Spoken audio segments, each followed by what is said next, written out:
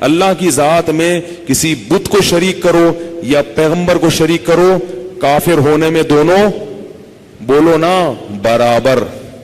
عیسائیوں نے اللہ کی ذات میں کسی بت کو شریک کیا ہے، کس کو شریک کیا ہے؟ حضرت عیسیٰ ابن مریم، ایک بہت مقدس پیغمبر جو قرب قیامت میں نازل ہوں گے۔ غامدی کے خلاف ایک ٹائٹ دلیل دے دوں، آ رہی ہے نام پھر آ گیا دے دوں۔ یہ جو غامدی صاحب کہتے ہیں نا حضرت عیسیٰ علیہ السلام آسمان پہ زندہ نہیں ہے، قرآن میں 2 جگہ مجھے یاد پڑتا ہے اللہ نے حضرت عیسیٰ کے بارے میں کہا وَيُعَلِّمُهُ الْكِتَابَ وَالْحِكْمَةَ وَالتَّوْرَاةَ وَالْإِنْجِيلَ۔ بیچارے کا قرآن کا لفظی ترجمہ بھی نہیں پڑھا ہوا غامدی نے، اگر صرف لفظی ترجمہ پڑھ لیتا تو یہ باتیں نہ کرتا۔ لوگ کہتے ہیں آپ غامدی کے سامنے بیٹھ کے کیوں بات نہیں کرتے؟ ہمیں ان کے پاس کوئی بٹھانے کے لیے تیار نہیں ہے، چن چن کے بیچارے فارغ ترین لوگ۔ میں کوئی بڑا عالم نہیں ہوں، میں نہیں کہہ رہا کہ میں کوئی بہت بڑا علامہ ہوں، لیکن انشاءاللہ غامدی صاحب کی جو باتیں ہیں اس سے پردہ چاک الحمدللہ کر سکتا ہوں۔ تو فارغ ترین قسم کے جو بندے ہیں نا لا کے بٹھایا جاتا ہے، اور جب ان لوگوں کو کہا جاتا ہے کہ فلاں مولوی صاحب آ رہے ہیں، یہ تیار نہیں ہوں گے آپ سے بات چیت کے لیے۔ اب دنیا کو یہ چیزیں تھوڑی نظر آ رہی ہوتی ہیں، دنیا کہتی ہے ہر مولوی کو شکست دیتا ہے بھائی، ہر کوئی بھی اس کے سامنے ٹھہر نہیں سکتا۔ تو پہلے سے ہی ایسی پارٹی لے کر آؤ سامنے جس کو ہرانے کا مزہ۔ تو لفظی ترجمہ بھی بیچارے نے پڑھ لیا ہوتا نا قرآن کا تو یہ باتیں نہ کرتا۔ قرآن میں آتا ہے کہ ہم نے عیسیٰ ابن مریم کو تورات بھی سکھائی، انجیل بھی سکھائی اور الکتاب بھی۔ 2 آیتیں تو اس وقت مجھے یاد آ رہی ہیں جس میں اللہ نے الکتاب کا، تورات تو سمجھ میں آتی ہے، حضرت موسیٰ پر نازل ہوئی، انجیل حضرت عیسیٰ پہ لازم ہوئی۔ الکتاب کیا ہے؟ الکتاب عربی میں ال جب لگتا ہے تو مخصوص کتاب جس کو سب جانتے ہیں، ال وہاں لگتا ہے۔ جیسے اس کی مثال ایسے ہے جیسے میں آپ سے کہتا ہوں جاءنی رجل، میرے پاس ایک بندہ آیا، کیونکہ یہ بھی معروف نہیں ہے نا، معروف نہیں ہے تو میں اس پہ تنوین لگاؤں گا، الرجل نہیں کہوں گا، میں اسے کہا کہوں گا رجل۔ کیا کہوں گا؟ رجل، ایک بندہ، کوئی بندہ۔ ٹھیک ہے، یہاں تک سمجھ میں آ گیا؟ اب جب وہ بندہ مجھ سے بات چیت شروع کرے گا تو آپ کے ذہن میں اس بندے کا تصور پہلے سے آ چکا ہے کہ وہ جو بندہ ہے نا، وہ جو آیا تھا اس وقت تو اننون تھا۔ اب میں کیا کہوں گا؟ رأیت الرجل، میں نے اس بندے کو دیکھا، علیہ قلنسوۃ، اس پر ایک ٹوپی تھی یا کچھ بھی تھا وہ۔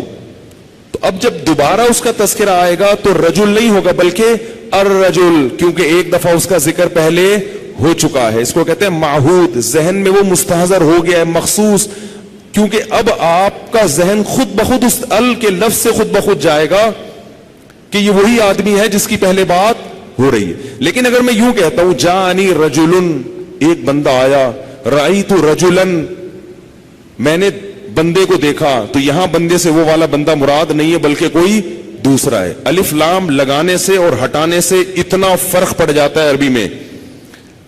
تو قرآن یہ نہیں کہہ رہا وَيُعَلِّمُهُ كِتَابًا، اللہ حضرت عیسیٰ کو تورات کا علم بھی دے گا، انجیل کا بھی دے گا، اور ایک مخصوص کتاب ہے اس کا بھی دے گا۔ اگر وہ کتابن کا لفظ ہوتا نا، اللہ لگا ہوتا، ہم کہتے پتہ نہیں کوئی ہوگی، اللہ نے کوئی کتاب رکھی ہوگی۔ اللہ کہہ رہا ہے الکتاب، اللہ ان کو تورات بھی سکھا رہا ہے، انجیل بھی سکھا رہا ہے، اور ایک ایسی کتاب جس کو تم سب جانتے ہو، وہ والی کتاب بھی اللہ نے ان کو سکھائی ہے۔ اگر ان کو دنیا میں آنا نہیں تھا تو اللہ نے کون سی، وہ قرآن کے علاوہ، پہلے بات تو یہ کہ وہ اگر قرآن نہیں ہے تو پھر کون سی کتاب ہے جو اللہ نے سکھائی ہے ان کو؟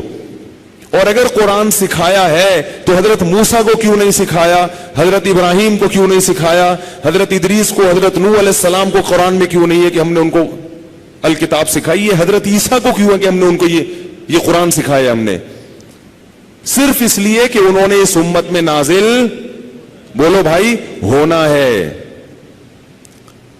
اس لیے متاثر ہونے کی چندہ ضرورت نہیں ہے۔ یہ بڑی نئی نئی چیزیں مارکیٹ میں آ رہی ہیں. اور میں نے بتایا نا کہ اگر ایک کو مانو گے تو پوری امت کو گمراہ قرار دینا پڑے گا. تو وہی بھٹو والا واقعہ دوبارہ سنا دو, جلدی سے سنا دوں. اچھا نہیں ہے لیکن سنانے دو یار.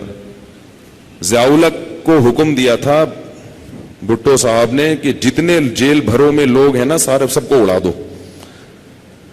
تو ضیاء الحق نے کہا کہ فوج کا اجلاس بلایا کہ اگر ہم پوری عوام کو اڑائیں گے تو دنیا کیا کہے گی کہ پاکستان آرمی کیا کر رہی ہے, تو بہتر نہیں ہے جس نے آرڈر دیا اسی کو اڑا دو. میں بار بار کہتا ہوں میں سیاسی آدمی نہیں, مجھے نہیں پتا ضیاء الحق نے اچھا کام کیا کہ غلط کیا, میں یہ نہیں کہہ رہا. ہو سکتا ہے غلط کیا ہو, وزیر اعظم کو لٹکا دیا, ہو سکتا ہے صحیح کیا ہو, مجھے نہیں پتا, میں سیاسی لائن کا آدمی نہیں ہوں, اس لیے کسی تنظیم کے خلاف کسی سیاسی اس کے خلاف لے جانے کی اس کو ضرورت نہیں ہے.